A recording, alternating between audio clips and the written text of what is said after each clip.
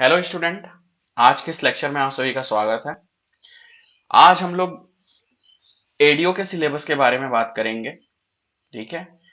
ये क्लास 6 तारीख को आने वाली थी, लेकिन कुछ टेक्निकल इशू के कारण से ये अभी आ रही है। तो फाइनली हम लोग बात करते हैं एडीओ के सिलेबस के बारे में।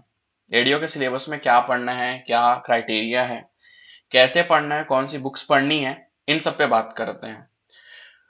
तो लेक्चर आगे बढ़ाते हैं और बात करते हैं हम लोग एडीओ के सिलेबस के बारे में।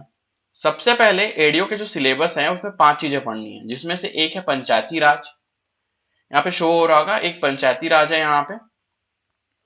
यहाँ पे पंचायती राज व्यवस्था एक पहला।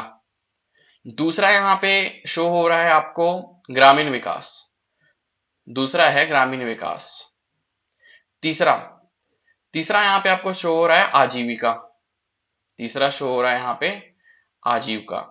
चौथा यहाँ पे शो हो रहा है आपको हिंदी। चौथा आपको शो हो रहा है यहाँ पे हिंदी। और पांचवा आपको शो हो रहा है सामान्य अध्ययन। सामान्य अध्ययन।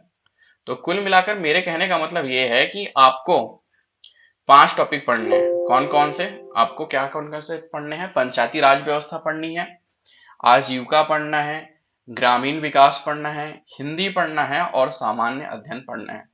इन 5 से ही आएंगे आपके पेपर में। मैथ्स नहीं है, रीजनिंग नहीं है, इंग्लिश नहीं है। पहली बात, क्या क्या चीजें नहीं है? मैथ्स नहीं है, रीजनिंग नहीं है, इंग्लिश जैसे विषय नहीं है। सबसे अच्छी बात, इसका विषय थोड़ा अलग है। तो अपन फाइनली बात करते हैं सबसे पहले जो यूनिट के बारे में, वो है पंचायती राज व्यवस्था। तो पंचायती राज व्यवस्था में आपको पढ़ना क्या क्या है? तो आप यहाँ पे सुन लीजिए। पंचायती राज व्यवस्था में सबसे पहले आपको पढ़ना है 73वां संविधान संशोधन। मतलब 9 पढ़ना है, भाग 9 पढ़ना है।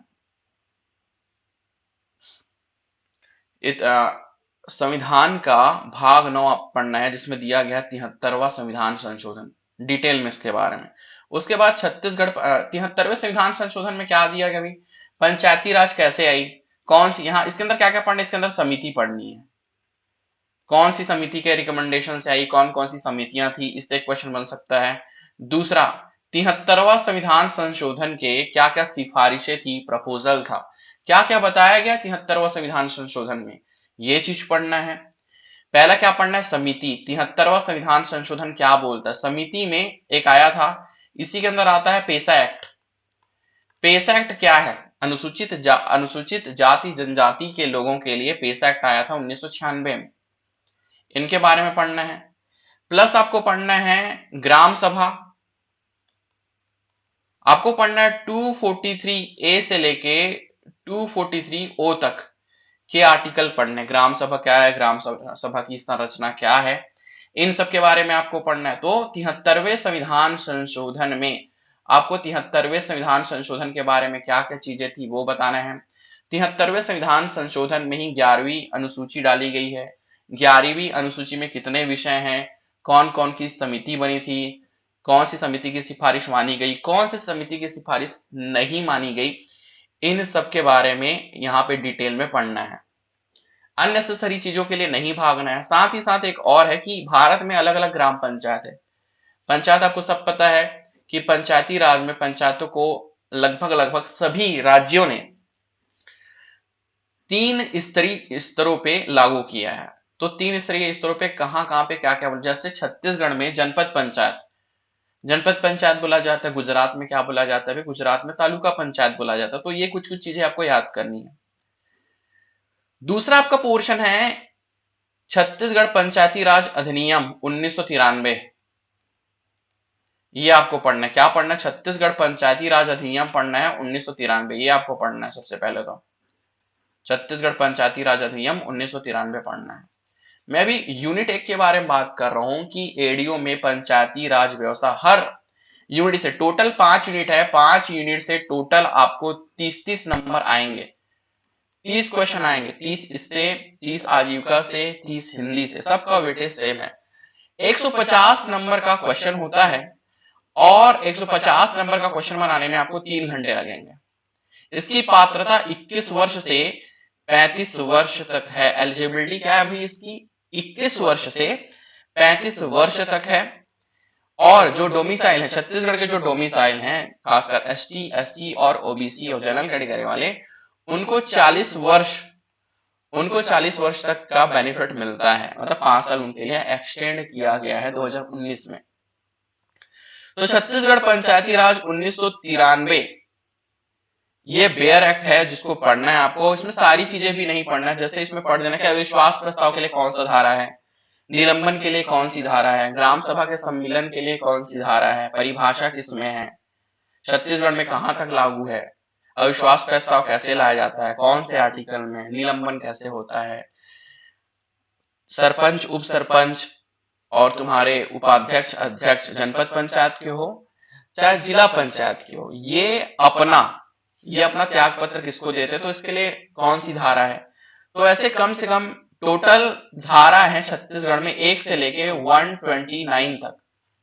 तो 1 से 129 आर्टिकल नहीं याद करने, मोस्टली 50 to 60, स्टार्टिंग का जो 50 to 60 आर्टिकल है, धाराएं हैं, वही याद करनी है। उसमें से भी आपको अलग अलग याद करनी है, पूरी की पूरी 50 to 60 धाराएं नहीं याद करनी है। और कौन कौन सी याद करनी है मैं बताऊंगा। उसके बाद बोला गया त्रिस्तरीय पंचायती राज। क्या होता है भाई त्रिस्तरीय पंचायती राज की संरचना? ग्राम पंचायत, जनपद पंचायत और जिला पंचायत के बारे में यहाँ पे पढ़ना है, त्रिस्तरीय पंचायती राज व्यवस्था में। उसके बाद यहाँ पे पहले मिटा लेता हूं, अगले सिलेबस के बारे में बात करते हैं। अगले टॉपिक ग्राम पंचायत में अगला टॉपिक क्या है हमारा? तो ग्राम पंचायत में हमारा अगला टॉपिक यह है ग्राम सभा, ग्राम पंचायत के कार्य। ग्राम पंचायत के क्या क्या कार्य होते हैं और ग्राम पंचायत के क्या क्या कार्य नहीं होते हैं, उन पे क्वेश्चन आता है। जैसे ग्राम पंचायत में कुछ कुछ कार्य बता देता हूं। स्वच्छता, सफाई, पानी से रिलेटेड, जन्म, मृत्यु, विवाह, इन सब का ये सर्टिफिकेट जारी करता है अगर गांव में हुआ तो। ये कानून व्यवस्था नहीं बनाता। ये क्या नहीं बनाता? कानून व्यवस्था नहीं बनाता। तो एडीओ के पेपर में आ चुका है कि इनमें से ग्राम पंचायत के काम कौन से हैं, इनमें से ग्राम पंचायत के काम कौन से नहीं है। ये आपको छत्तीसगढ़ पंचायती राज 1993 अधिनियम बेयर एक्ट आप ले लीजिएगा, किसी भी की स्टैंडर्ड बुक फॉलो करिए आप, लेकिन ये वाली छत्तीसगढ़ पंचायती राज 1993 अगर इलाहाबाद पब्लिकेशन आपको मिलती है तो वो बुक ले लीजिएगा, क्योंकि धारा 2 से 3 क्वेश्चन धारा आने ही वाले हैं। उसके बाद है इकाई 5। इकाई 5 बात करता है ग्राम सभा के बारे में कि ग्राम सभा कैसी होती है, क्या होती है, कैसे ग्राम सभा बनती है, ग्राम सभा के अधिकार क्या होते हैं, ग्राम सभा के काम क्या होते हैं, इन सब पे ग्राम सभा बात करती है। तो पंचायती राज व्यवस्था में हम लोग ने देख लिया 73वां संविधान संशोधन की विशेषताएं, इनके बारे में डिटेल से पढ़ना है आपको। छत्तीसगढ़ पंचायती राज अधिनियम ये बेयर एक्ट से पढ़ना है आपको। त्रिस्तरीय पंचायती राज की संरचना ये किसी भी बुक से पढ़ सकते हैं आप कि संरचना कैसे होती, कैसे मिलके बनता है, ग्राम पंचायत किन लोगों से मिलके बनता है, जनपद पंचायत किन लोगों से मिलके बनता है, ये इकाई 3 में बताया गया। ग्राम पंचायत के काम है इसमें चौथे में। इकाई 5 में बताया ग्राम सभा क्या होती है, ग्राम सभा को बुनियादी इकाई क्यों बोला जाता है, ग्राम सभा सामाजिक अंकेक्षण कैसे करती है, इन सब चीजों के बारे में बात किया गया। साथ ही साथ साधारण क्षेत्रों के लिए ग्राम सभा क्या होती है और अनुसूचित क्षेत्र के लिए ग्राम सभा क्या होती है, उनके बारे में बात की गई यहाँ पे। उसके बाद है इकाई 6। इकाई 6 में बात किया गया ग्राम पंचायत की स्थायी समितियों एवं उनके कृत्यों के बारे में। ये बहुत इंपॉर्टेंट है कि ग्राम पंचायत में कितनी समितियां होती है और जनपद पंचायत, जिला पंचायत में कितनी समितियां होती, उनके किस समिति के क्या काम होते हैं। जैसे एक समिति का नाम है सामान्य प्रशासन समिति, ये ग्राम पंचायत में भी होती है और जनपद और जिला पंचायत में भी होती है। पूछ देगा इनमें से सामान्य प्रशासन समिति के क्या क्या काम है, या बोल देगा इनमें से कौन सा काम सामान्य प्रशासन समिति का नहीं है, छांटिए करके। तो इस टाइप के क्वेश्चन आते हैं। मतलब कहने का यह है कि ग्राम पंचायत की जो भी समितियां होगी, ये पूरा डिटेल में आगे क्लास में पढ़ाया जाएगा। तो कौन सी समिति का क्या काम होता है, कौन सी समिति के कौन अध्यक्ष होते हैं, किस समिति में कितने मेंबर होते हैं, समितियों का कोरम क्या होता है, इस सब के बारे में बात की जाएगी। इकाई 7 ग्राम पंचायत या पंचायत। यहां देखो पंचायत बोल दिया, कई लोगों को डाउट होता है कि पंचायत का मतलब ग्राम पंचायत होता है। यहाँ पे लिखा है सिर्फ पंचायत लिखा है, यहाँ पे ग्राम पंचायत मेंशन नहीं किया गया है, यहाँ पे सिर्फ पंचायत मेंशन किया गया है। पंचायत का मतलब होता है ग्राम पंचायत, जनपद पंचायत और जिला पंचायत। कहीं भी पंचायत करके वर्ड मेंशन हुआ तो उसका मतलब होता है जनपद, जिला और ग्राम पंचायत। ग्राम पंचायत छोटा होता है, उसके ऊपर जनपद पंचायत होता है, जनपद पंचायत के ऊपर होता है जिला पंचायत। तो जितनी भी योजना, चाहे वो जनपद पंचायत को लेके हो, जिला पंचायत को लेके हो या ग्राम पंचायत को लेके हो, जितनी भी योजनाएं बनती हैं इन तीनों पंचायतों के लिए, उन सब की योजनाओं के बारे में आपको पढ़ना है। तो पंचायती राज व्यवस्था का यहाँ टॉपिक खत्म होता है। इससे 30 क्वेश्चन आने वाले हैं। मैं आपको पहले भी बता देता हूं कि पंचायती राज व्यवस्था, आजीविका और ग्रामीण विकास, ये तीनों लिंक से हटके, मतलब ये सिर्फ एडीओ के सिलेबस में ही मिलते हैं आजीविका करके। तो इन तीनों का जो सिलेबस है उसमें ज्यादा स्कोर करके आप एडीओ में सिलेक्शन पा सकते हैं। साथ ही साथ हिंदी भी दिया गया है। हिंदी को लोग सरल मान लेते हैं, लाइटली ले लेते हैं, तो हिंदी को ज्यादा डिटेल में बल्कि पढ़िए। और एक पोर्शन है जीएस। जीएस के क्वेश्चन आप जो छत्तीसगढ़ पीएससी की तैयारी कर रहे हैं, छत्तीसगढ़ व्यापम की तैयारी कर रहे हैं, उनके लिए जीएस का क्वेश्चन आसान ही रहेगा। मेन जो टर्निंग पॉइंट है वो है पंचायती राज, आजीविका और तीसरा जो है वो ग्रामीण विकास है। दूसरे टॉपिक पे जाते हैं। दूसरा यूनिट है हमारा आजीविका। ग्रामीण विकास, यहाँ पे ग्रामीण विकास लिखा है तो ग्रामीण विकास को ले लेते हैं, आगे पीछे हो सकता है। ग्रामीण विकास है यहाँ पे। अब इस पे बात कर लेते हैं ग्रामीण विकास के अंदर हमको क्या क्या पढ़नी है। इससे भी 30 क्वेश्चन आने वाले हैं। तो ग्रामीण विकास के अंदर पहला जो चीज है वो है ग्रामीण विकास कार्यक्रम के विभिन्न योजनाओं, उद्देश्य, पात्रता, मिलने वाली सहायता की जानकारी। अब अकॉर्डिंग टू सिलेबस पढ़ना है हमको। क्या सिलेबस पढ़ना है? यहाँ पे लिखा है ग्रामीण विकास की विभिन्न योजनाएं, उद्देश्य, पात्रता, मिलने वाली सहायता की जानकारी। तो गांव के विकास के लिए जितनी भी योजनाएं छत्तीसगढ़ सरकार ने बनाई हैं, साथ ही साथ भारत सरकार ने जितनी भी योजनाएं बनाई हैं, उनके बारे में डिटेल से पढ़ना है। उसका उद्देश्य क्या है, उसकी पात्रता क्या है। जैसे एक दो एग्जांपल बता रहा हूं। जैसे ग्रामीण विकास के लिए तुम्हारा गोधन न्याय योजना है। गोधन न्याय योजना का उद्देश्य क्या है, कब चालू हुआ, क्या बेनिफिट है इसमें, राज्य सरकार कितना पैसा देती है, पैसा देने के लिए अधिकारी कौन रहते हैं। दूसरा नरवा गरवा घुरवा बाड़ी सुराजी गांव अभियान। जितने भी अभियान हैं जो गांवों के विकास के लिए, उन प्रोग्राम्स को पढ़ना है। जैसे मुख्यमंत्री शहरी स्लम योजना, ये शहरों के लिए है, गांव के लिए नहीं है। तो मुख्यमंत्री शहरी स्लम योजना पढ़ने का आपको जरूरत नहीं है। गांव के विकास से रिलेटेड जितनी भी योजना, जैसे धेरसा विकास योजना, नरवा गरवा घुरवा बाड़ी, राजीव गांधी भूमिहीन किसान योजना। अब भूमिहीन किसान, किसान कहाँ रहते हैं भाई? गांव में रहते हैं, शहरों में तो नहीं रहते। तो राजीव गांधी भूमिहीन किसान योजना। कुछ ऐसी योजनाएं हैं जो शहरों के लिए भी है और गांवों के लिए भी है। जैसे मुख्यमंत्री सुपोषण योजना। मुख्यमंत्री सुपोषण योजना गांव के लिए भी है, शहरों के लिए भी। तो इनको मतलब ऐसी योजनाएं जो ग्रामीण के विकास के लिए, गांव के विकास के लिए बनी। जैसे भारत के लेवल पे बात करूं तो भारत निर्माण योजना, सामुदायिक विकास कार्यक्रम, राष्ट्रीय सेवा विस्तार कार्यक्रम, जितनी भी योजना है उसके बारे में डिटेल में मैं पढ़ाऊंगा। अगर आप लेक्चर आगे देखेंगे तो, नहीं देखेंगे तो भी मेरे को पढ़ाना ही है, ठीक है। तो ग्रामीण विकास की जितनी भी योजनाएं थी या जितनी भी योजनाएं छत्तीसगढ़ सरकार ने ग्रामीण विकास के लिए निकाली है, उसके बारे में ही पढ़ना है। साथ ही साथ भारत सरकार के बारे में जो जो योजनाएं निकाली गई है। तो यहाँ पे एक छोटे से टॉपिक में लिख दिया गया है कि ग्रामीण विकास की विभिन्न योजनाएं, उद्देश्य, पात्रता, मिलने वाली सहायता की जानकारी। जैसे एक क्वेश्चन आया था राष्ट्रीय सहायता योजना। राष्ट्रीय सहायता योजना का उद्देश्य बताइएगा। जो भी था उद्देश्य, तो राष्ट्रीय सहायता योजना जो था वो ग्रामीण विकास से संबंधित है, ठीक है। दूसरा बात करते हैं ग्रामीण विकास की योजनाओं की संक्षिप्त जानकारी। अब यहाँ पे स्पेशली मेंशन कर दिया गया है महात्मा गांधी राष्ट्रीय रोजगार गारंटी योजना, मनरेगा, राष्ट्रीय ग्रामीण आजीविका मिशन या स्वर्ण जयंती ग्राम स्वरोजगार योजना, इंदिरा आवास योजना, एकीकृत जल प्रबंधन कार्यक्रम, आम आदमी बीमा योजना, प्रधानमंत्री ग्राम सड़क योजना, मुख्यमंत्री ग्राम सड़क योजना। एक बार इंग्लिश में बोल देता हूं, इसको शॉर्टकट में मनरेगा बोल दिया जाता है। राष्ट्रीय ग्रामीण आजीविका mission, national rural livelihood mission, स्वर्ण जयंती ग्राम स्वरोजगार योजना, IAY बोला जाता है इसको शॉर्टकट में, IAY इंदिरा आवास योजना, एकीकृत जल ग्रहण प्रबंधन कार्यक्रम को इंटीग्रेटेड वाटर मैनेजमेंट प्रोग्राम के नाम से जाना जाता है। आम आदमी बीमा योजना, प्रधानमंत्री ग्राम सड़क योजना, मुख्यमंत्री ग्राम सड़क योजना। अब इकाई 2 में स्पेशली मेंशन किया गया इन सब स्कीमों के बारे में। महात्मा गांधी राष्ट्रीय रोजगार गारंटी योजना।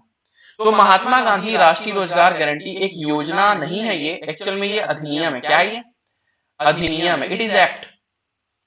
महात्मा गांधी राष्ट्रीय मनरेगा जो है, Mahatma Gandhi national rural employment guarantee act, नाम ही आ जाएगा, क्या पता इसका। तो इससे 2 से 3 क्वेश्चन कंफर्म है। महात्मा गांधी राष्ट्रीय रोजगार गारंटी योजना, इसका एक्ट पढ़ना है। तो इलाहाबाद पब्लिकेशन वाला जो छत्तीसगढ़ का बेयर एक्ट है, उसमें मनरेगा एक्ट के बारे में भी बताया गया। मनरेगा के बारे में मैं डिटेल में पढ़ाऊंगा आपको आने वाली क्लास में। तो मनरेगा यहाँ पे जो जो स्कीम मेंशन किया गया, जैसे मनरेगा के बारे में पूरा डिटेल में पढ़ना है। यहाँ पे बताया गया राष्ट्रीय ग्रामीण आजीविका मिशन, A to Z राष्ट्रीय ग्रामीण आजीविका मिशन के बारे में आपको पढ़ना है। दूसरा है स्वर्ण जयंती ग्राम स्वरोजगार योजना, इसको शॉर्टकट में बोल देते हैं SGY, स्वर्ण जयंती ग्राम स्वरोजगार योजना बोला जाता है। तीसरा है चौथा है इंदिरा आवास योजना। इंदिरा आवास योजना क्या है, कब चालू हुआ, इसमें बेनिफिट क्या रहता है, कितने पैसे मिलते हैं, अनुसूचित क्षेत्र के लिए कितना पैसा मिलता है मकान बनाने के लिए। ये मकान बनाने से रिलेटेड योजना है, जिसका बाद में नाम चेंज करके प्रधानमंत्री आवास योजना कर दिया गया। तो पूरा इसका रामायण याद होना चाहिए, कहने का मतलब पूरा, कब चालू हुआ, काम क्या है, उद्देश्य क्या है, नाम कब चेंज हुआ, पहले किस नाम से चलता था, भारत सरकार इसमें कितना पैसा देती है, राज्य सरकार इसमें कितना पैसा देती है, इन सारी चीजों के बारे में पढ़ना है। तीसरा है, अगला है एकीकृत जल ग्रहण प्रबंधन कार्यक्रम। एकीकृत जल ग्रहण प्रबंधन कार्यक्रम क्या है, इसके उद्देश्य क्या है, भारत सरकार कब से चालू कर रही है, वर्ल्ड बैंक ने क्या हेल्प किया है, इसके अंदर कौन कौन से प्रोग्राम चलाए जा रहे हैं, या एकीकृत जल ग्रहण प्रबंधन कार्यक्रम जो है किस एरिया के लिए है, एकीकृत जल ग्रहण प्रबंधन कार्यक्रम किन किन स्कीमों को मिला के बनाया गया है। तो ये सारे क्वेश्चन बनते हैं इससे। एक मोटा मोटी तौर पे आपको मैं किस टाइप के क्वेश्चन बनते हैं और किस टाइप के क्वेश्चन आते हैं ऐसा बता रहा हूं। मैं फिर से बोल रहा हूं, 150 क्वेश्चन आएंगे और 150 क्वेश्चन में सबके इक्वल पार्ट्स हैं, मैथ्स नहीं है, रीजनिंग नहीं है। 30 क्वेश्चन आने वाले हैं, इससे हिंदी भी आने वाला है। मैथ्स नहीं आएगा, रीजनिंग नहीं आएगा, इंग्लिश नहीं आएंगे। अगर आएगा तो ग्रामीण विकास, पंचायती राज, आजीविका, हिंदी और जनरल स्टडी। जनरल स्टडी में क्या पढ़ेंगे देखेंगे। आम आदमी बीमा योजना के बारे में डिटेल में पूछा जाता है। प्रधानमंत्री ग्राम सड़क योजना क्या है, किस लिए आया है, कब आया है, राज्य सरकार का कितना इसमें अंश है, केंद्र सरकार का कितना इसमें अंश है, इसके बारे में बात होती है। अगला है मुख्यमंत्री ग्राम सड़क योजना। यह प्रधानमंत्री ग्राम सड़क योजना का ही कॉपी था, लेकिन ये क्या था, इन दोनों में क्या डिफरेंस है, इनके बारे में बात किया जाएगा। यहाँ पे इकाई 1 कंप्लीट हुआ, इकाई 2 कंप्लीट हुआ। अब बात करते हैं इकाई 3 के बारे में। यहाँ पे इकाई 3 है सामाजिक अंकेक्षण, इंग्लिश में इसको बोल दिया जाता है सोशल ऑडिट। अब इससे क्वेश्चन क्या आ जाएगा भाई, व्हाट इज सोशल ऑडिट, सामाजिक अंकेक्षण क्या है, सामाजिक अंकेक्षण क्यों किया जाता है, सामाजिक अंकेक्षण करना क्या जरूरी है, किन किन चीजों का सामाजिक अंकेक्षण किया जाता है, सामाजिक अंकेक्षण कौन करेंगे, सामाजिक अंकेक्षण के लिए कौन कौन से ग्रुप हैं, सामाजिक अंकेक्षण साल में कितने बार किया जाना चाहिए, सामाजिक अंकेक्षण किन किन चीजों का करना चाहिए, सामाजिक अंकेक्षण के समय कौन कौन बैठ सकते हैं, सामाजिक अंकेक्षण के लिए कौन कौन अधिकारी होंगे, सामाजिक अंकेक्षण किसका किया जाएगा, कुछ गलत हुआ तो क्या दंड दिया जाएगा, कौन इसके लिए उत्तरदायित्व है। ये सारी चीजें आपको सामाजिक अंकेक्षण में डिटेल में पढ़नी है। कब किया जाता है, साल में कितने बार किया जाएगा, ये कहलाएगा आपका सामाजिक अंकेक्षण। अगला बात करते हैं इकाई 4, ग्रामीण विकास की योजनाओं के क्रियान्वयन में बैंकों की भूमिका। यहां पे बोला गया है कि गांव के विकास के लिए बैंकों ने क्या क्या भूमिका अपनाई है। अब देखो भाई, ग्रामीण विकास के लिए पहली बात कौन कौन से, रूरल डेवलपमेंट के लिए कौन कौन से बैंक होते हैं। सबसे बड़ा बैंकों का बाप, जैसे पूरे भारत में बैंकों के पिता आरबीआई को बोल दिया जाता है, वैसी ग्रामीण विकास के लिए रूरल डेवलपमेंट का ठेका जो लेके रखा है वो मतलब ग्रामीण विकास के बैंकों का बाप नाबार्ड है। और नाबार्ड का बाप कौन है भाई? आरबीआई है। तो नाबार्ड जो है, नाबार्ड के बारे में पढ़ना है। यहाँ पे किस किस चीज के बारे में पढ़ना है? नाबार्ड के बारे में पढ़ना है। कौन कौन से बैंक? आपको एसबीआई के बारे में नहीं पढ़ना, नाबार्ड के बारे में पढ़ना है। आरआरबी, जिसको हिंदी में बोल दिया था क्षेत्रीय ग्रामीण बैंक। रीजनल रूरल बैंक क्या है, इसके बारे में पढ़ेंगे। उसके बाद सहकारी समिति क्या होती? सहकारी समिति क्या होती? सहकारी समिति क्या होती है? सहकारिता क्या होता है? लीड बैंक योजना क्या है? लीड बैंक क्या होता है? ये सब डिटेल में पढ़ाया जाएगा। लीड बैंक क्या है? सहकारी जो बैंक रहता है या रीजनल रूरल बैंक रहता है, इसमें किसके किसके कितने अंश रहते हैं? मतलब रीजनल रूरल बैंक, हिंदी में बोलते हैं क्षेत्रीय ग्रामीण बैंक। सबके उद्देश्य पढ़ना है, सबके हेडक्वार्टर पढ़ना है, कौन कहाँ बना, किसका मुख्यालय कहाँ है, किसके अधिकारी कौन है, नाबार्ड किसके लिए पैसा देता है। आरआईडीएफ फंड पढ़ना है आपको। आरआईडीएफ फंड क्या होता है, सब डिटेल में पढ़ाया जाएगा। आरआईडीएफ फंड क्या होता है? रूरल इंफ्रास्ट्रक्चर डेवलपमेंट फंड, ग्रामीण विकास के अवसंरचनाओं के लिए कोष। ये सारी चीजें आपको पढ़नी। किसके अंदर? ग्रामीण विकास की योजनाओं के क्रियान्वयन में बैंकों की भूमिका। उसके बाद बात करते हैं, पहले मिटा देता हूं, उसके बाद बात क्या करते हैं? उसके बाद बात ये करते हैं कि सूचना का अधिकार। इकाई इकाई जो 5 है, उसमें सूचना के अधिकार के बारे में बात किया गया। किसके अधिकार के बारे में बात किया गया है? सूचना के अधिकार के बारे में बात किया गया है। सूचना का अधिकार। तो सूचना का अधिकार में फिर से बोल रहा हूं मैं, इलाहाबाद पब्लिकेशन का छत्तीसगढ़ पंचायती राज 1993 का आप बेयरक्ट ले लीजिएगा। उससे 3 फायदे होंगे आपको। क्या क्या? पहली बात तो पंचायती राज अधिनियम पूरा कवर हो जाएगा, उसी में मनरेगा का एक्ट भी है। तीसरा, ये जो सूचना का अधिकार दिया गया है ना 2005, ये उसी में ही है। साथ ही साथ इकाई 1 ग्रामीण विकास की विभिन्न योजनाएं, उद्देश्य, पात्रता, मिलने वाली सहायता की जानकारी, इनके जो पुराने योजनाएं थे वो भी मेंशन है। मतलब 4 चीज आपको कवर होगा बेयरक्ट लोगे तो, मनरेगा, छत्तीसगढ़ पंचायती राज, सूचना का अधिकार और ग्रामीण विकास की विभिन्न योजनाएं, उद्देश्य, पात्रता, मिलने वाली सहायता की जानकारी। अगला बात करते हैं जल ग्रहण प्रबंधन के बारे में। वाटर मैनेजमेंट है ये, इंटीग्रेटेड वाटर मैनेजमेंट। मतलब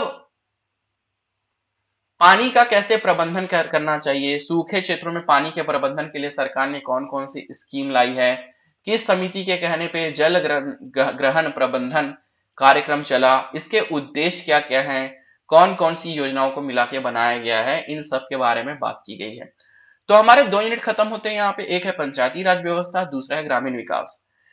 तीसरे यूनिट के बारे में आते हैं। तीसरा यूनिट है हमारा आजीविका। आजीविका में सबसे पहली बात यह है, आजीविका को इंग्लिश में बोला जाता है लाइवलीहुड। 30 क्वेश्चन इससे भी आने वाले हैं। इसमें बोला गया है भारतीय कृषि और ग्रामीण अर्थव्यवस्था में उसकी भूमिका। इसके अंदर क्या क्या आएंगे? हरित क्रांति क्या है, श्वेत क्रांति क्या है, कृषि का मशीनीकरण क्या है, पशुपालन आदि का ग्रामीण जनजीवन पर प्रभाव का अध्ययन अपेक्षित है। इतनी सारी चीजें हैं इकाई 1 में। तो डिटेल में बात करते हैं। भारतीय कृषि की विशेषताएं क्या हैं? मानसून पर निर्भर है, छोटा जोत है, क्या क्या समस्याएं हैं, क्या क्या विशेषताएं हैं, किस किस टाइप की एग्रीकल्चर भारत में होती है, इन सब के बारे में थोड़ा डिटेल में पढ़ना है। दूसरा चीज, भारतीय कृषि से रिलेटेड जितने भी रिवॉल्यूशन हुए हैं, क्रांति हुई है, जैसे हरित क्रांति, ग्रीन रिवॉल्यूशन, श्वेत क्रांति। हरित क्रांति कब आया, किसने चालू किया, विश्व में किसने चालू किया, हरित क्रांति नामक शब्द किसने दिया है, हरित क्रांति भारत में कब चालू हुआ, भारत में कौन से 5 ईयर प्लान में चालू हुआ, हरित क्रांति का उद्देश्य क्या था, हरित क्रांति की कमियां क्या थी, हरित क्रांति भारत में किस क्षेत्र में सबसे ज्यादा फैला, किस क्षेत्र में सबसे कम फैला, हरित क्रांति में किन किन फसलों को टारगेट किया गया था, हरित क्रांति का मुख्य फसल क्या था, हरित क्रांति में किन फसलों को इग्नोर कर दिया गया था, और किन फसलों को हरित क्रांति में प्रमुखता दी गई, किन फसलों को हरित क्रांति में प्रमुखता नहीं दी गई। सारी चीजों के बारे में डिटेल में पढ़ना है। हरित क्रांति कौन से पंचवर्षीय योजना में लागू हुआ था, या उसमें पंचवर्षीय योजना चल भी रही थी कि नहीं चल रही थी, ये भी पूछा जाता है। तो एक क्वेश्चन बता देता हूं मैं, हरित क्रांति के समय कोई पंचवर्षीय योजना नहीं चल रहा था। उस समय प्लान हॉलिडे, हिंदी में बोला जाता है योजना अवकाश, चल रहा था। दूसरा है श्वेत क्रांति। श्वेत क्रांति किससे रिलेटेड था? दूध से रिलेटेड था। श्वेत क्रांति कब आया, किसने चालू किया? इसी का दूसरा नाम है ऑपरेशन फ्लड। श्वेत क्रांति को धवल क्रांति के भी नाम से जाना जाता है। अब सिंपल सीधी सी बात अगर मैं कहूं तो हरित क्रांति का ए टू जेड आपको पढ़ना है, श्वेत क्रांति का आपको ए टू जेड पढ़ना है। यहाँ पे मेंशन किया है दो क्रांतियों के बारे में, साथ ही साथ बहुत सी क्रांतियां हुई थी, जैसे गुलाबी क्रांति हुई थी, काली क्रांति हुई थी, भूरी क्रांति हुई थी, गोल क्रांति हुई थी, नीली क्रांति हुई थी। यहाँ पे मेंशन नहीं किया गया, लेकिन भारतीय कृषि और ग्रामीण अर्थव्यवस्था में उसकी भूमिका, इसमें आपको वो चीज पढ़ना पड़ जाएगा।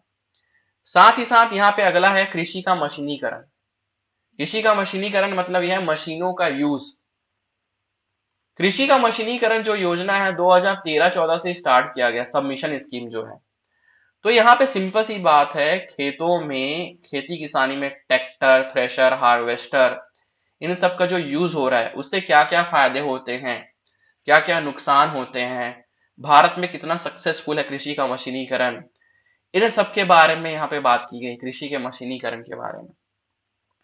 यहाँ पे बोला गया पशुपालन आदि व ग्रामीण जनजीवन पर प्रभाव का अध्ययन अपेक्षित है। यहाँ पे पशुपालन के बारे में पढ़ना है आपको, ये भी आपको डिटेल में पढ़ा दूंगा मैं। हरित क्रांति, श्वेत क्रांति पूरे डिटेल से पढ़ाया जाएगा।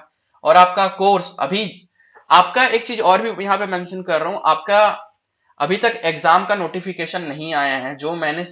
मैं जो सिलेबस बता रहा हूँ वो 2017 के बेस का सिलेबस है। क्या पता सिलेबस चेंज भी हो जाए, तो अपन कुछ नहीं कर सकते, अपन प्री एग्जाम करके चल रहे हैं।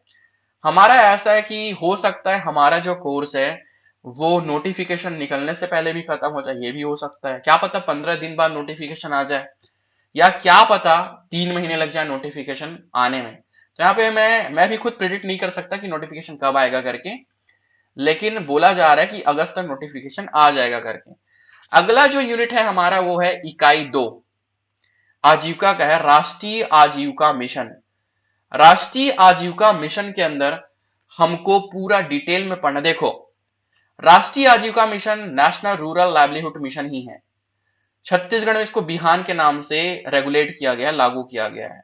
आप जब ग्रामीण विकास पढ़ोगे, ग्रामीण विकास में भी राष्ट्रीय आजीविका मिशन है और आजीविका में भी राष्ट्रीय आजीविका मिशन है। आजीविका का मतलब ये होता है कि आदमी इंसान जो है जीने खाने के लिए जो काम करता है, मतलब जीवन निर्वाह के लिए जो काम करता है, मतलब अपने लाइफ को चलाने के लिए जो काम करता है, गुजारा करता है, उसी को आजीविका या लाइवलीहुड कर दिया जाता है। अब ध्यान से सुनो, आजीविका के अंदर जितनी भी स्कीम चल रही, जैसे रोशनी कार्यक्रम, रोशनी कार्यक्रम क्या है, दीनदयाल उपाध्याय कौशल विकास कार्यक्रम क्या है, मिलाप परियोजना क्या है, स्वयं सहायता समूह क्या है, स्वर्ण जयंती रोजगार योजना क्या है, राष्ट्रीय आजीविका मिशन क्या है, बिहान क्या है, ये सारे जो स्कीम है, ये सारी जो योजना है वो आजीविका से रिलेटेड है। तो वो सब जितनी भी योजनाएं हैं जो रोजगार देते हैं, ऐसे स्कीम जो रोजगार देते हैं, जो किसी कौशल के लिए, किसी स्किल्ड के लिए, मतलब कोई ऐसा कार्यक्रम जिससे कोई इंसान, जैसे तुम्हारा बोल सकते हैं प्रधानमंत्री स्वरोजगार योजना, प्रधानमंत्री स्वरोजगार सृजन योजना, मुख्यमंत्री स्वरोजगार सृजन योजना, स्टार्टअप स्कीम, मुद्रा योजना, ये सब आजीविका के अंदर ही आ जाएंगे। अगला है आजीविका प्रदान करने में ग्रामोद्योग की भूमिका। यहाँ पे मैं जो चीज बताया अभी वही चीज आएगा यहाँ पे। मुख्यमंत्री स्वरोजगार सृजन स्कीम, उद्योग, यहाँ पे इसका टॉपिक आपको कहाँ मिलेगा सुन लीजिए, ये आपको कहाँ अच्छे से मिलेगा, ये आपको मिलेगा छत्तीसगढ़ के इकोनॉमिक सर्वे में। छत्तीसगढ़ के इकोनॉमिक सर्वे में उद्योग में जब जाओगे तो वहां पे 4-5 स्कीम है, जैसे स्टैंड अप इंडिया स्कीम, दूसरा है मुद्रा अभियान।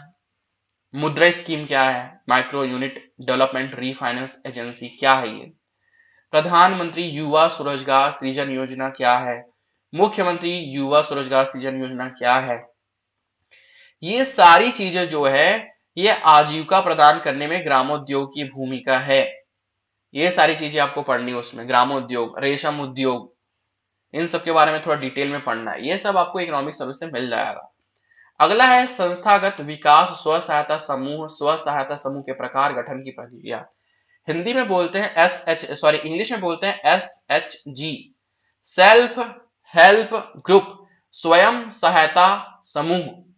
स्वयं सहायता समूह जो है वो क्या होता है, किस लिए बनाया जाता है, स्वयं सहायता समूह कैसे बनाई जाती है, स्वयं सहायता समूह का उद्देश्य क्या होता है बनाने का, स्वयं सहायता समूह कितने लोग मिलकर बनाते हैं, स्वयं सहायता समूह लोग महीने में साल में कितनी मीटिंग करते हैं, उनका काम क्या रहता है, इन सब के बारे में डिटेल में यहाँ पे पढ़ना है, सेल्फ हेल्प ग्रुप के बारे में। अब इकाई 5 के बारे में बात करते हैं। यहाँ पे आजीविका हेतु परियोजना प्रबंध सहकारिता एवं बैंक व्यवस्था। मैं यहाँ पे फिर से बोल रहा हूं, ये जो आजीविका हेतु परियोजना प्रबंध सहकारिता एवं बैंक व्यवस्था दिया गया, इसमें नाबार्ड, आरआरबी, वापस इसी में सारी चीजें पढ़नी है। नाफेड क्या होता है, नाफेड क्या है, NAFED, नाफेड क्या है, ट्राइफेड क्या है, फूड कॉर्पोरेशन ऑफ इंडिया क्या है, FCI क्या है, ये सारी चीजें पढ़नी है। खाद्य सुरक्षा मिशन क्या है, खाद्य प्रसंस्करण मिशन क्या है, ये सारी चीजें आपको पढ़नी है यहाँ पे। उसके बाद अगला यूनिट है इकाई 6, इसमें बताया गया बाजार के बारे में, पूरा बाजार के बारे में पढ़ना है। बाजार मतलब मार्केट क्या, बाजार क्या होता है, बाजार के कितने प्रकार होते हैं, बाजार को कौन कौन सी चीजें प्रभावित करती है, वही आम बाजार जिनके बारे में आप पता है। तो यहाँ पे बाजार में मेंशन किया गया बाजार क्या होता है, कितने प्रकार के होते हैं। यहाँ पे लिखा गया स्थानीय बाजार, ये स्थानीय है जो है वो स्थानीय बाजार की रूपरेखा है। आजीविका हस्तक्षेप के प्रकार तरीके आदि, यहाँ पे बोला गया बाजार, यहाँ पे बाजार में हस्तक्षेप करने के लिए मतलब बाजार को कौन कौन सी चीजें प्रभावित करती उसके बारे में बात किया गया। इकाई 7 है पशुधन उत्पाद। यहाँ पे पशुधन उत्पाद का मतलब यह है दही, दूध, घी, खीस, मक्खन, बटर, इन सब के बारे में थोड़ा डिटेल में पढ़ना है।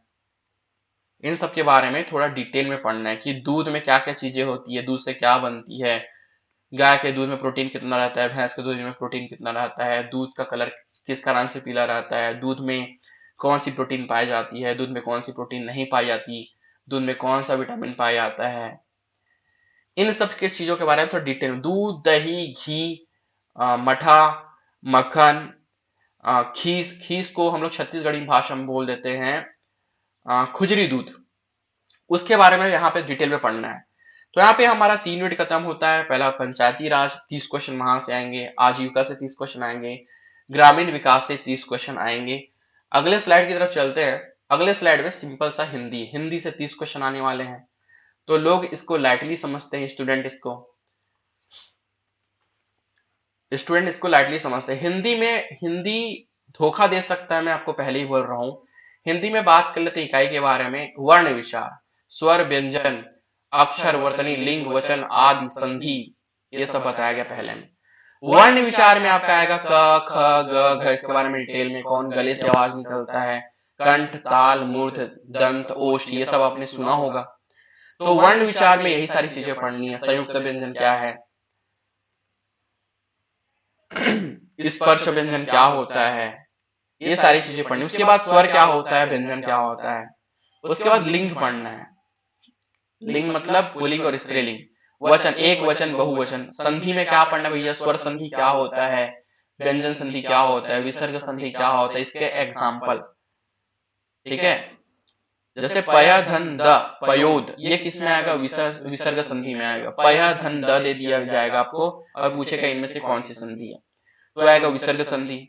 अब अगला बात करते हैं इकाई 2, हिंदी शब्द विचार, शब्द रूप, शब्द रचनाएं, स्त्रोत के आधार पर शब्दों के वर्ग, तत्सम, तद्भव, देशज, देशज, विदेशज, अर्थ के आधार पर शब्द भेद, पर्यायवाची शब्द, विलोम शब्द, अनेकार्थी शब्द।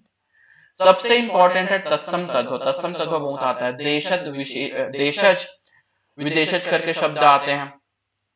पर्यायवाची शब्द क्या होता है, विलोम शब्द क्या होता है, जैसे अक का इति, सुकाल का दुकाल, अनावृष्टि का अल्पवृष्टि, अल्पवृष्टि का अनावृष्टि, दुर्भिक्ष का सुभिक्ष, इन सारी चीजें विलोम शब्द में आएगी। अनेकार्थी शब्द का मतलब ये होता है कि एक, सबको पता है अनेकार्थी शब्द क्या होता है। तो यहाँ पे हिंदी में वर्ण विचार, दूसरा इकाई 2 में इन सब के बारे में बात होता है। इकाई 3 उपसर्ग, प्रत्यय, समास, अनेक शब्दों या वाक्यांश के विरुद्ध एक शब्द। एक आपको छोटा सा मैं सलाह देता हूं, लेकिन सबसे उपयोगी सलाह है कि आप हिंदी में एक दिन में कोई एक टॉपिक पढ़ो। जैसे आज पढ़ लिया सिर्फ स्वर व्यंजन, कल पढ़ लो वचन पढ़ लो, परसों पढ़ लो लिंग पढ़ लो, ऐसे करते करके आपका आपको पता भी नहीं चलेगा, आपका हिंदी खत्म भी हो जाएगा और बहुत अच्छे से होगा। यहाँ पे एक चीज मेंशन कर रहा हूँ, हिंदी बहुत डिटेल में पढ़ना है आप लोगों को, हिंदी से बहुत डिटेल में आने वाला है क्वेश्चन। इकाई 4 पद व पदभेद, संज्ञा के प्रकार, कारक चिन्ह, सर्वनाम, विशेषण और क्रिया, इन सब के बारे में यहाँ पे बात होगी।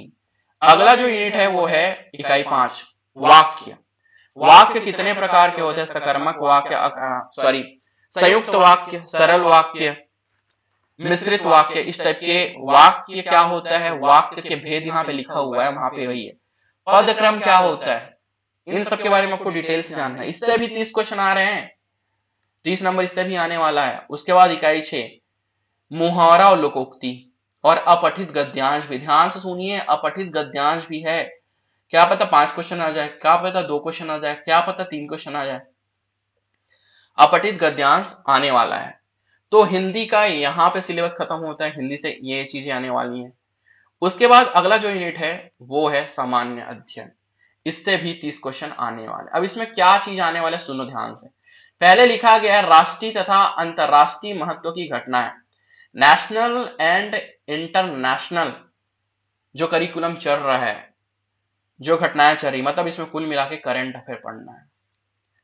मैं आपको किसी बुक का रेफरेंस नहीं दूंगा, क्योंकि व्यापम जो है वो एडीओ का पेपर लेता है, तो व्यापम के जो करंट रहते हैं वो थोड़े उटपटांग रहते हैं। आप इसके लिए बैंकर्स अड्डा का वेबसाइट पिछले 6 महीने का, जैसे एडीओ का नोटिफिकेशन सपोज आ रहा है आपका 1 अगस्त को, सपोज आ रहा है, एग्जाम्पल के तौर पे बोल रहा हूं, 1 अगस्त को आपका नोटिफिकेशन सपोज आ रहा है, तो 1 अगस्त से 6 महीने या 7 महीने पहले के बैंकर्स अड्डा करके एक वेबसाइट आता है, उसमें आप अभी से पढ़ना चालू कर दो, क्योंकि उससे सीजीपीएससी में भी क्वेश्चन आता है। मैं आपको नहीं बोलूंगा छत्तीसगढ़ का जो भी लोकल बुक आते हैं उनके बारे में नहीं बोलूंगा। अगर किसी तक बैंकर्स अड्डा की पहुंच नहीं है या कोई नहीं जानता तो आप ले सकते हैं, बीके नायक की बुक ले सकते हैं, अर्जुना की बुक ले सकते हैं। उसके बाद बात करते हैं दूसरा, मतलब पहले वाले यूनिट में सिर्फ करंट अफेयर ही पढ़ना है, इंडिया का और छत्तीसगढ़ का, भारत का और विश्व का करंट अफेयर पढ़ना है। दूसरा भारत का संविधान पढ़ना है भैया, आपको क्या पढ़ना है, भारत के संविधान के बारे में पढ़ना है, मतलब इंडिया का कॉन्स्टिट्यूशन आ रहा है पेपर में। उसके बाद छत्तीसगढ़ का सामान्य परिचय, सिंपल सी बात है, छत्तीसगढ़ का भूगोल आएगा, छत्तीसगढ़ का प्राकृतिक संसाधन नेचुरल रिसोर्स आएगा, जियोग्राफिकल स्ट्रक्चर आएगा, उद्योग और शिक्षा आएंगे, मतलब कुल मिलाकर छत्तीसगढ़ को एकदम अच्छे से पढ़ना है। यहाँ पे छत्तीसगढ़ का इतिहास, छत्तीसगढ़ का संगीत, मतलब छत्तीसगढ़ की परंपरा, आदिवासी, ये सारी चीजें आपको पढ़नी है यहाँ। इस तरह से आपका 5 सिलेबस कंप्लीट होता है। 5 यूनिट हैं, 5 से क्वेश्चन आएंगे। सामान्य अध्ययन से करंट अफेयर आएगा भारत का और विश्व का। छत्तीसगढ़ का भी करंट आएगा जो यहाँ पे मेंशन किया गया होगा, यहाँ पे मेंशन किया जाएगा। छत्तीसगढ़ का सामान्य परिचय जो है उसमें छत्तीसगढ़ का करंट अफेयर भी आ जाएगा, स्पेशली योजना है। अब यहाँ पे आपके लिए कुछ काम की बात बता रहा हूं मैं। अगला जो मेरा स्लाइड है वो मेरा ही मैगजीन है। ये मैगजीन 5 के निकल चुके हैं, हिंदी के भी निकल चुके हैं, जनरल स्टडीज के भी निकल चुके हैं, आजीविका के निकल चुके हैं, पंचायती राज के निकल चुके हैं और ग्रामीण विकास का निकल चुका है। यहाँ पे शो हो रहा है ये भाग 3 पंचायती राज। पंचायती राज का जितना भी सिलेबस आपको बताया गया, पंचायती राज का सिलेबस पूरा यहाँ पे है।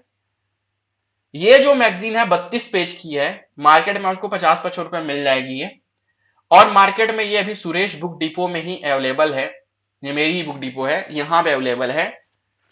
तो मेरे कहने का मतलब है इसमें सिलेबस से हटकर कोई बात नहीं कही है, फालतू अननेसेसरी चीजों को नहीं घुसाया गया है। तो पंचायती राज व्यवस्था आप ले सकते हो, 5 एक पैकेज में भी आ रहा है, ठीक है, 5 पैकेज में आ रहा है। हिंदी और जनरल स्टडीज थोड़े बाद में आए हैं। मैं फिर से बोल रहा हूं, आजीविका, पंचायती राज और ग्रामीण विकास टर्निंग पॉइंट है। इसका सिलेबस अकॉर्डिंग टू सिलेबस इसको पढ़ना बहुत जरूरी है। सिलेबस से बाहर भागोगे दिमाग घूमेगा, पेपर में परफॉर्मेंस नहीं दे पाओगे। तो पंचायती राज ये मेरा ही मतलब मेरा ही कलेक्शन है, ये मेरा ही मैगजीन है। तो ये जो मैगजीन है इसमें अकॉर्डिंग टू सिलेबस ही बताया गया है, सिलेबस से बाहर कोई चीज नहीं। शॉर्ट स्वीट्स और अच्छा अगर पढ़ना है आपको, सिलेबस से बाहर नहीं भागना है, तो आप इसको ले सकते हैं। ये पंचायती राज का यहाँ पे मेंशन किया गया है। दूसरा अगला है यहाँ पे अगला जो चीज मेंशन किया गया है वो है ग्रामीण विकास से रिलेटेड है, वो है ग्रामीण विकास से रिलेटेड। ग्रामीण विकास से यहाँ पे रिलेटेड है वो चीज। ग्रामीण विकास में क्या दिया गया है यहाँ पे, ग्रामीण विकास में यहाँ पे, एक मिनट थोड़ा सा प्रॉब्लम हो रहा है।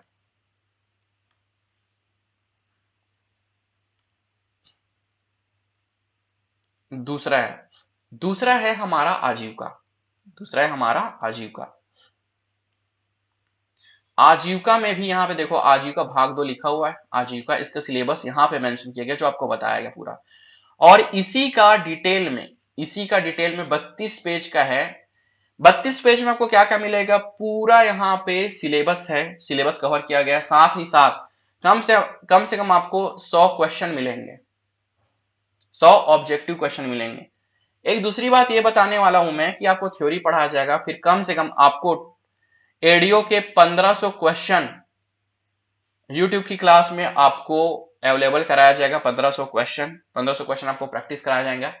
साथ ही साथ इस मैगजीन में भी कम से कम ये आपको 3 पार्ट में मिलेगा, टोटल 5 पार्ट में मिलेगा। सब में क्वेश्चन है, सब में लगभग 100 क्वेश्चन है। आजीविका के 100 क्वेश्चन आपको पीछे मिलेंगे। अगला है ग्रामीण विकास। ग्रामीण विकास से रिलेटेड यहाँ पे भाग 4 करके दिया गया है। यहाँ पे उसका सिलेबस मेंशन किया गया है और इसके भी कम से कम 100 क्वेश्चन पीछे मैगजीन में मेंशन किया गया है। चाहे तो इसको आप कोरियर से मंगा सकते हो और ये कुछ दिन में आपके बुक शॉप में, जितने भी बुक शॉप है वहां पे अवेलेबल हो जाएगी। फिलहाल अभी लिमिटेड एडिशन में है, जितनी जल्दी आप पढ़ सको उतना अच्छा है। तो फाइनली आज की क्लास यहीं पे खत्म करते हैं और जल्दी से आपको क्लास अवेलेबल हो जाएगी। सबसे पहला मेरा जो क्लास रहेगा ग्रामीण विकास का रहेगा। आपको एक दिन में 3 क्लास अवेलेबल होगी, ग्रामीण विकास की भी, पंचायती राज की भी और आजीविका की भी आपको क्लास अवेलेबल होगी। इसी के साथ आज का क्लास जो है वो खत्म करते हैं फाइनली। ओके, धन्यवाद सेशन अटेंड करने के लिए।